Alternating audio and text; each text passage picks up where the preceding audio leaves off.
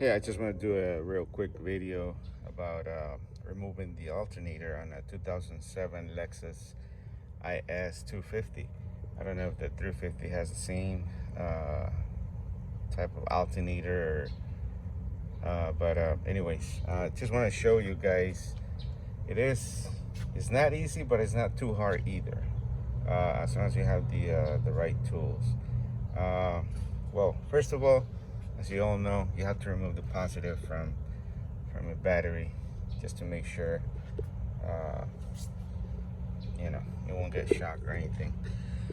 All right, so what I did, and I want to explain this because a lot of videos on YouTube, they're not showing the bolts that have to be removed and the nuts. So what I did to make my job easier was I removed this harness right here.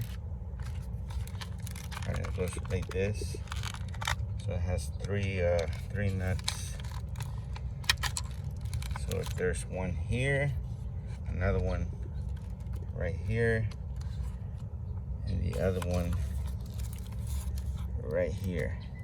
So this one, and this one I removed, and also, just to give it more play or more way, what I did was I unplugged this, just to make sure I won't break anything. And then from there, the hardest part is trying to get your hand in here. So removing all this, as you can see, I removed this. This just goes in there, and I just hooked it out, with this. But anyways, so once you got that, you have to remove positive. This is the cable that is coming from the battery. So this one was connected to the alternator, so put that out of the way. And well, what I want to talk to you about is there's only, let me see, I'm gonna show you right here. So this is the alternator right here. So this is the way it was sitting. This is the way it was sitting in the car.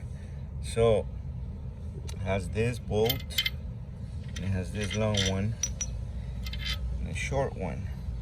So the short one goes at the bottom, the long one goes on top, and here's where the battery cable that I was just showing you goes connected, which is this one right here. This one right here. This one goes all the way to the bottom. And you have to unplug this. And also, where I was having a hard time is this piece right here, because this one goes to your block.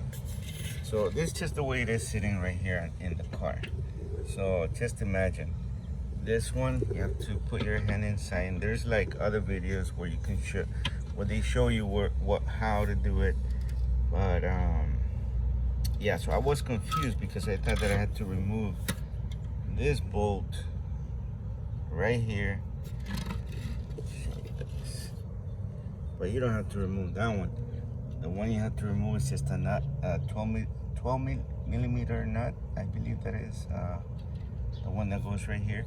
And then this one right here, that it was hidden, so I couldn't remove it because I removed all the bolts and nuts, and I still couldn't remove it. So this is the one that no one tells you. So it's a 10 millimeter. It's some wires that go right there, and probably use a wrench better, because if you try to use a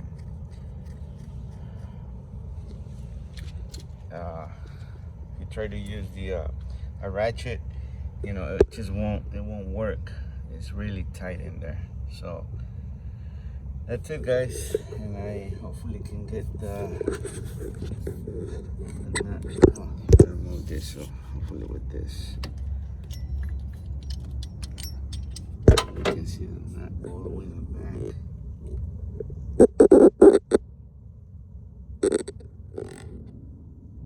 Yeah, so that's the one right there where the alternator is connected to. It's kind of dark, but if I can pull it out. Maybe this one right here. That's where the alternator is connected to. So that's a 12mm bolt that I was telling you have to remove. The only way to do it is through here. In this tight, really tight space. But as long as you have like 2-3 inch extensions, the 12mm socket, and what I used was one of these. So this one's like flatter from here, because I was trying to use the one that looks like this, but it was too thick. Obviously, you know, it's a bigger one. It's a 1/4 of an inch, and I was trying to use that, but it didn't work. So yeah, hopefully, you know, this video can help. Any questions, let me know. Please subscribe. Thank you.